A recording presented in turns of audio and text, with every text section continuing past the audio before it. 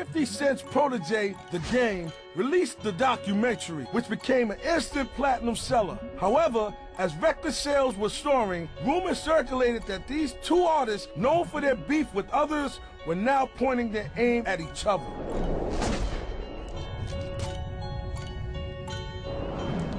You talking real greasy, you know? Somebody asked him where Game still with G-Unit. He said across the street around the block.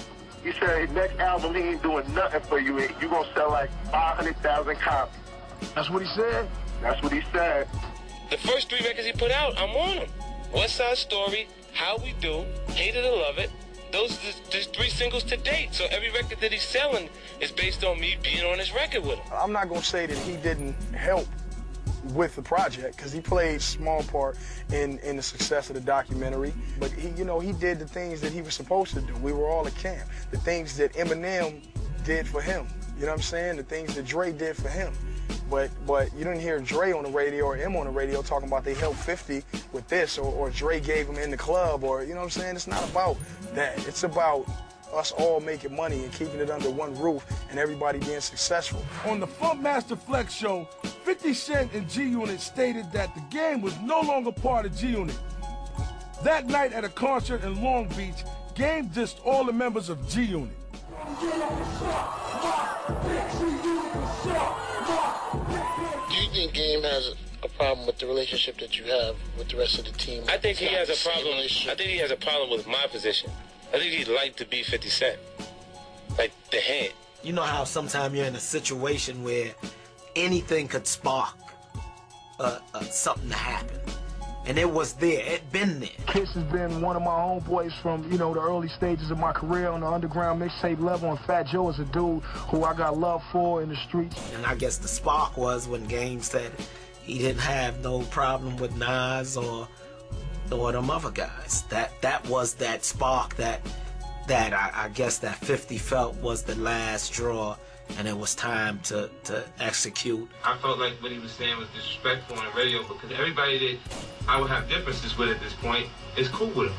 While Game was overseas, he was hearing things that 50 was saying, and then the Vibe magazine came out. I ain't been able to conjure up all the things that's been said and what's going on these radio stations, but I guarantee you when I find out, man, I'm gonna make my decision on, you know, what's my next move. G-Unit is here, 50's here, and Game can be anywhere in between that and probably even bigger than that. And you can't suppress that. You can't suppress that with just G-Unit.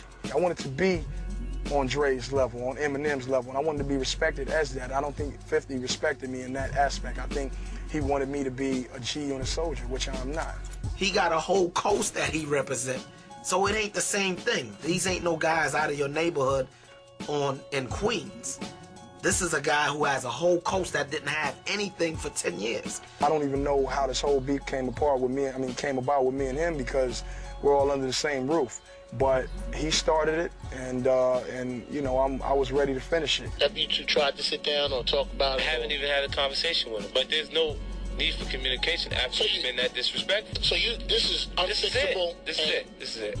Many industry figures felt the beef was nothing more than a way to promote record sales. However, on a cold day in March, those industry figures would be proven wrong. Well, a member of 50 Cent's entourage is recovering today from a gunshot wound. The 24-year-old Los Angeles man was reportedly shot in the leg last night while in the lobby of a Manhattan radio station. We were in New York. We didn't have cars. We just hopped out of cabs, and we went up there trying to, you know, defuse something and talk to a guy that didn't want to talk. You know, he remained upstairs in the radio station and sent security down. Police say a group was exiting the building. They were leaving and they started to argue, and someone pulled a gun. 50 was not injured during the incident.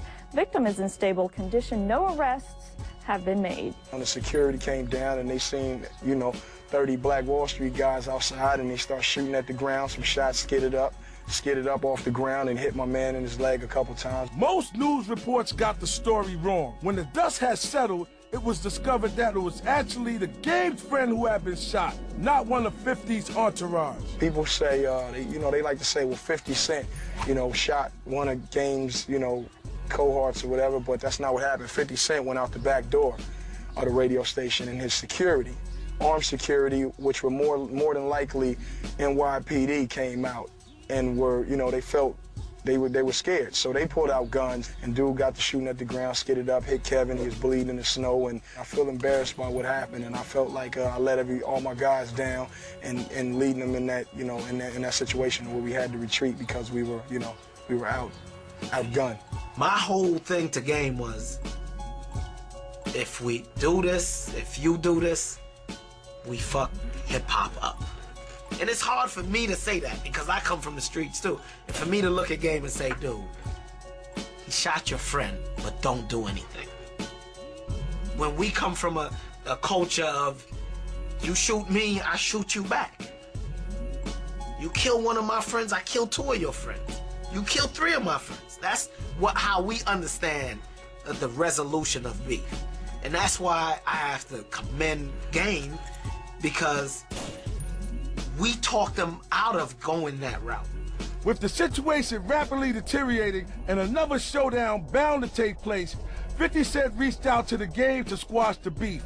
On the anniversary of Biggie Smalls' death, the two met up at Harlem's famed Schomburg Center for Research in Black Culture to donate over $250,000 to youth charities.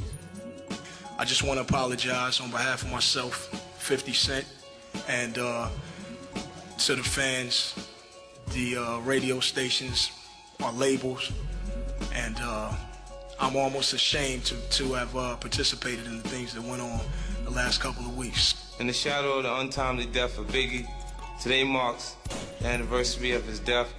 We're here today to show that people can rise above even the most difficult circumstances, and together we can put negativity behind us.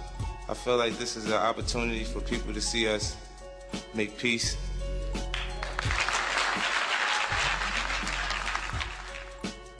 For them guys to say, you know what? I got a choice. I can do what I've been doing when something like this happened, or I can not mess up a game that is getting us paid. And it ain't only for the money.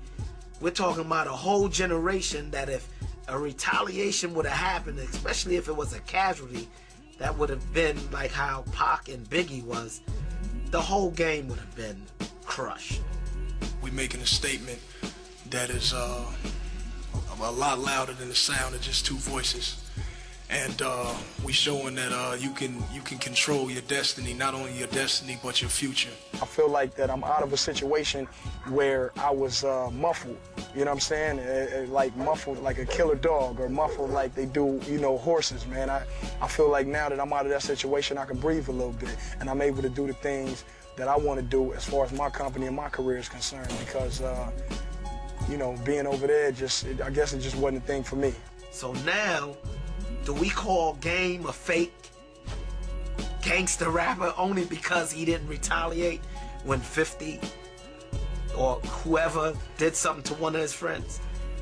Or do we commend him for being a man, to standing up and saying, you know what, this is bigger than me, for an understanding history of hip-hop, and saying, you know what, I'm not gonna take that route, but I'm gonna go ahead to a press conference, and I'm gonna take these pictures, and I'm gonna give a speech from my heart.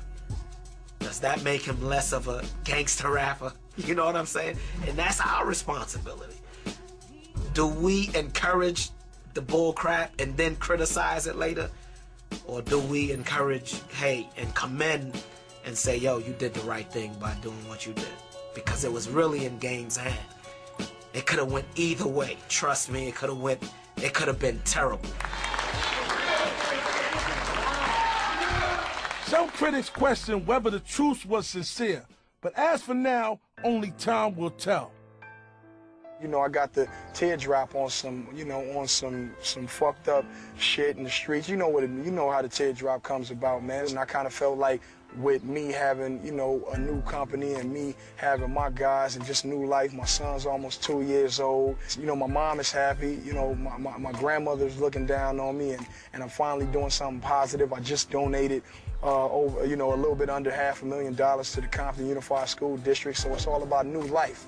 You know what I'm saying? The butterfly is just a representation of new life. That's what it is. I did research on it, and I, you know, I looked up something that meant or kind of defined new life, and it was a butterfly. Shit could have been a lion, but it was a fucking butterfly, man. So I got a butterfly tattooed on my face, but that don't mean that I won't run up and punch your fucking teeth out if you say something slick. It just means that I'm trying not to punch your teeth out, so watch your words.